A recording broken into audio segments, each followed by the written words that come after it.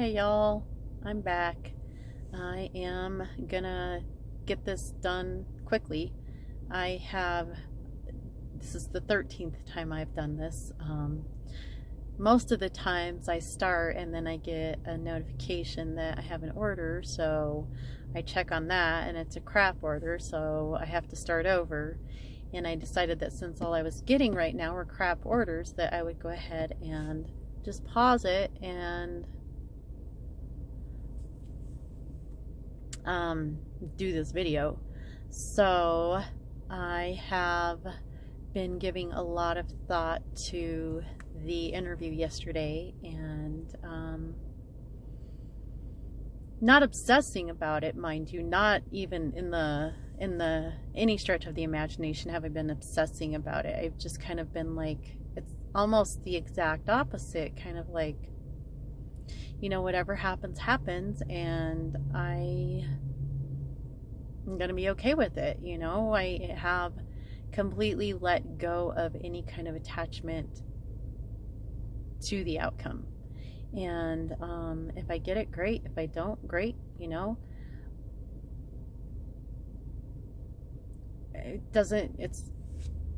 I don't know. I just have I'm ambivalent. I'm ambivalent, or I just am not, it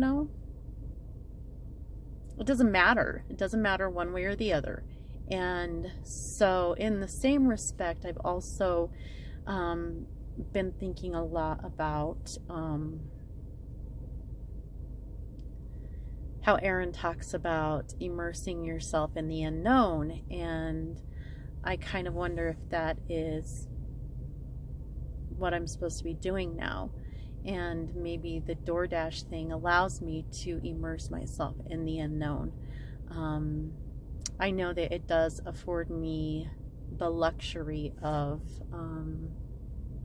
flexibility. It also affords me the luxury of, from this whole the ending of my relationship with Katie, I think that I've kind of put myself in a seclusion of sorts. I've kind of become a hermit, and this allows me the opportunity also to maintain that seclusion and maintain that persona of a hermit.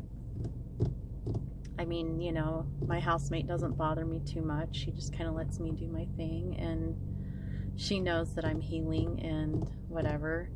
But in that, I think that the DoorDash thing does allow me that luxury of not having to deal on too deep of level with anybody unless I choose to do that.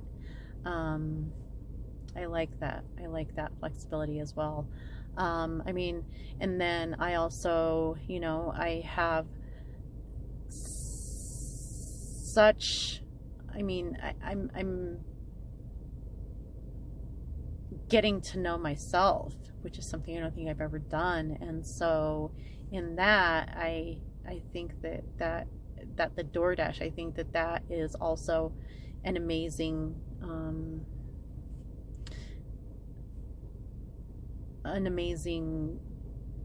I don't know, perk also. I am an amenity, but I also have time to do this. I have to pause my dash for however long it takes to do it, but I feel like it I don't know, I feel like this is maybe the unknown that he wants me, or that I'm supposed to be immersing myself in. So in that, before I even came to that conclusion, yesterday, I decided to remember how I was talking about how our behaviors are. I thought that Neville Goddard said something about our behaviors being our children, or equating our behaviors to children that we have brought forth or given birth to. And I wasn't sure if it was Neville, and I wanted to find out if it was. And so I did a Google search to see if I could, and I suck at Google searches. I type like whole books in there. Well, what do you think if you took a fly swatter and stuck it in a fan, and would it go shooting across the room? And so those are the kinds of things that I put into Google search, and Google's like scratching its Google head like, what about this? How about don't put a fly swatter in a fan? I don't know. But that's how I do my Google searches. I'm not good at it. Short and sweet and to the point is not my forte. Faux show. So I was looking for it and I couldn't find anything. And well, I mean, I found a lot of Neville Goddard stuff, but then, you know, there was like an advertisement for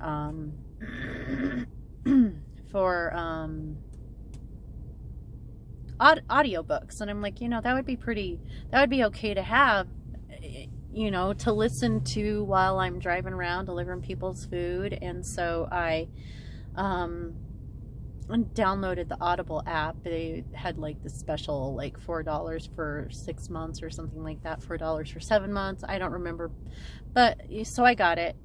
And I decided, well, you know, I'm gonna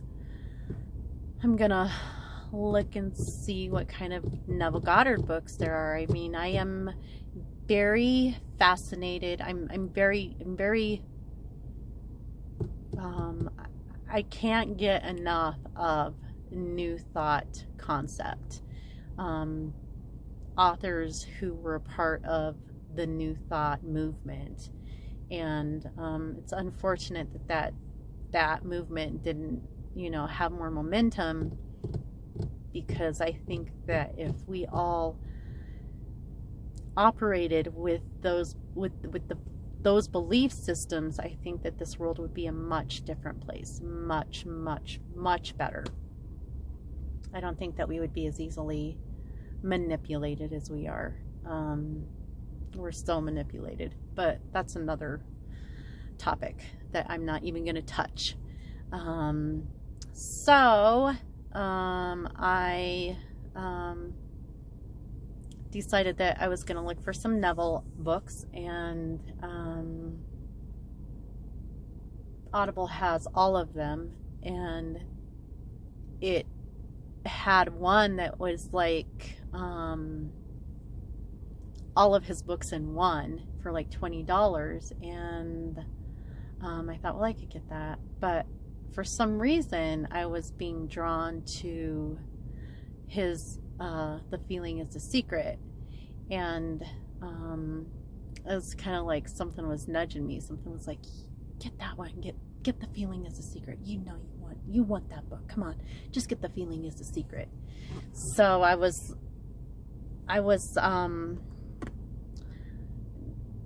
there's a lot of different narrators that actually narrated that one book. And so I was going through and I was listening to them all, and they were all old stuffy dudes, you know, like I'd listen to one and I'm like, I can't listen to that guy. And then I'd listen to the other one and I'd be like, I can't listen to that guy. And so I'd listen to another one and I'm like, I'm not listening to that guy. I can't listen to none of the men. And so I'm like scrolling through and I get to this one, and strangely enough, it's this girl. This one time Katie did a DoorDash with me one time, and while we were doing it, she had us listen to this podcast called Alice Isn't Dead. And the girl that narrated it, she was, you know, she's pretty cool. She had a great voice, and I mean, beautiful voice, and something that you don't mind. It's a pleasure to listen to. And so I'm listening to The Feeling is the Secret, and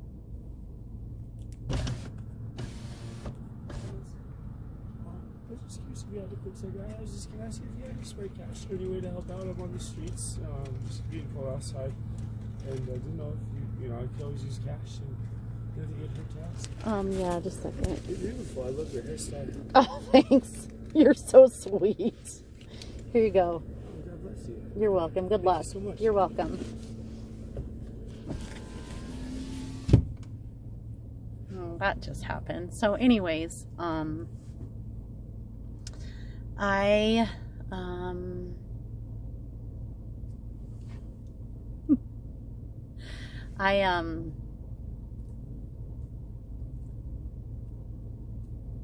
I'm trying to find this book. I mean, I'm trying to find a narration of Feeling is a Secret that I am going to enjoy listening to. And so anyways, I come across this one and I listened to a sample of it, and it's that girl. It's that girl that narrated Alice Isn't Dead, the podcast that Katie had me listen to. That was that was such a weird like distraction. Anyways, so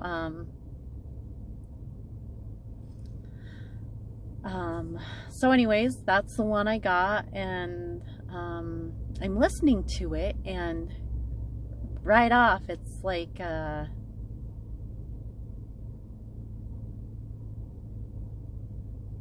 the whole children thing that I was talking about the other day. Remember when I was talking about how our behaviors are our children, and we bring forth those children, and how we either feed them or we starve them out, or we just start feeding them better stuff, whatever.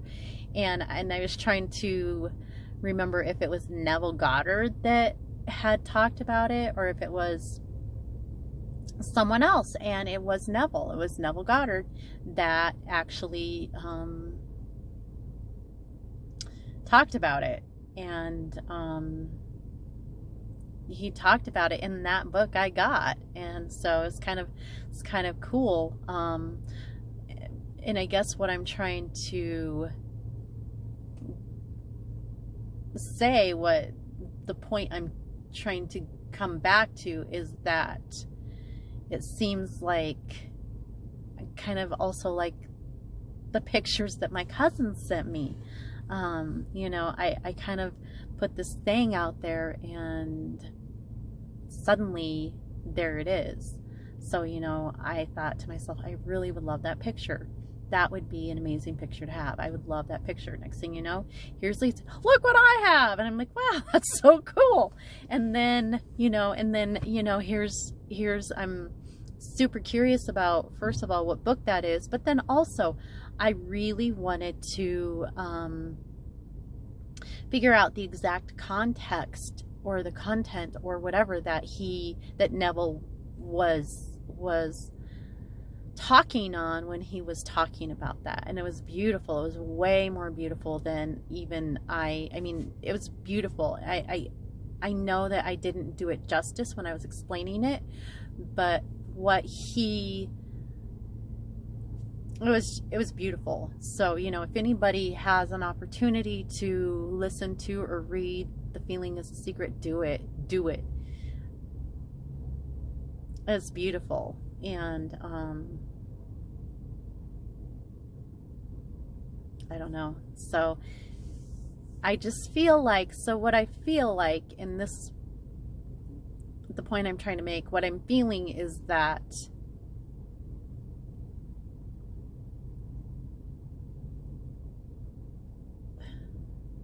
I don't know.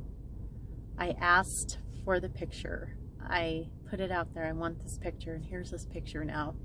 And, you know, I wanted to find out if it was Neville that talked about the whole children thing, and what exactly he meant, and what exactly he said. And then suddenly, here's this, The Feeling is a Secret. And it's kind of like, I don't know. It's kind of like all of these little, like, I feel like they're spiritual gifts or something. And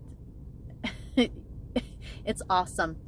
You know, I just want to touch, there's no way that I can even begin to go into the book, This Feeling is a Secret, because it's this guy. I mean, it's a small book. I've listened to it like 8 times now. I listened to it twice when I was at the gym last night. I started listening to it a third time when I left, and listened to it on the way home, and then I listened to it when I got home. I listened to it this morning. I've kind of listened to it periodically throughout the day. And I mean, it's a small book. It's like 45 minutes long, and but it's so complex. I mean, the quality, I can't even, it's lyrically done. He writes very lyrically, and also he uses a lot of scripture, and the way he explains scripture is beautiful. I mean, it's something, because I'm not a big Bible beater by any stretch of the imagination. I am so much not a Bible beater. I'm not Christian. I am so far removed from that faith. You know, they talk about how Satan is the great deceiver, and I think that's how he's deceived a lot of people, is through Christianity, through Catholicism, through all those organized religions. He's deceived, or whatever, has deceived a great deal of people through these faiths, if that's what you want to call them. So I'm not at all that. But the way he explains scripture and the way he brings it to life is, and the fact that, I mean, the way he's explaining it, and it makes sense to me. It's like, oh, I don't know, it's beautiful. But in it, in this book, he talks about how we have the conscious and the subconscious, and our conscious is the male, and the subconscious is the female. Our conscious is selective, and our subconscious is non-selective. Our conscious is personal, and our subconscious is not personal. And our subconscious, and I don't know, the way it works is that our subconscious is the husband. Our conscious is the husband, and our subconscious is the wife. And we are supposed to love our subconscious the way a man would love his wife. And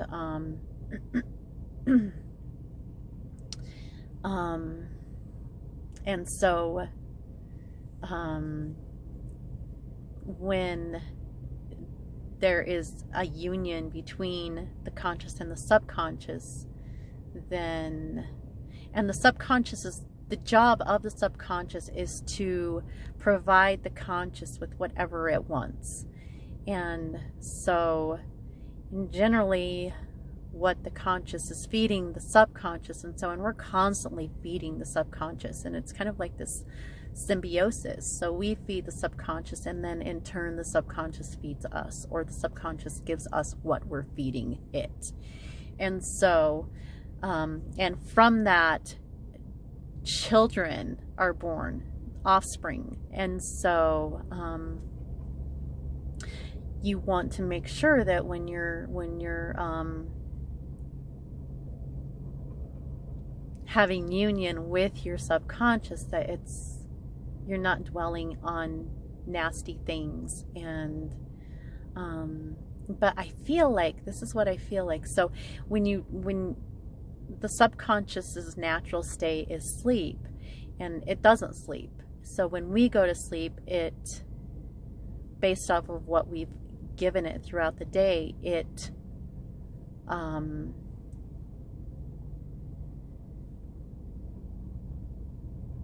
prepares us for the next day by what we've given it. So if we've given it like nastiness and resentment and anger and fear and, you know, all that gross stuff, and the next day that's what it's going to make sure we have, because that's what it thinks we want. Its job is to give us what we want. And so if we start giving it like, well, I want to have nice kids, I want to bring forth nice kids, so lovely children, I want that, and I want to deal with pleasant people. And so when you go to bed, what it says is that when you and sleep is like a desired state, and we should, and it says something, and I think it's biblical or scripture, it's in scripture, but it talks about when we go to bed, we should go to bed with I wish I could phrase it, because the way it's phrased is so lovely, but it's something like we should, when we lay our head down, we should do so with the heart of someone who is keeping an appointment with a lover or something like that. And then when we do drift off to sleep, call out to that subconscious, let that subconscious know that, hey, I'm ready to commune with you, and I want it to be a lovely thing, and and rest in your and when you're doing that, also let your subconscious know that, hey, let's look at this imagination, let's imagine this, look at this, how does that feel, and rest in that feeling of that desired state. So for example, I really want this YouTube thing to be successful. That's my desire. And so what I did is I imagined a scenario where it was successful, and I was dwelling in that state of my wish being fulfilled. Both my subconscious and I were there, and I felt it. I was living in that feeling. The feeling is a secret. And so both my subconscious and I were there, and I went to sleep with that wish being fulfilled. And when I woke up, I just was,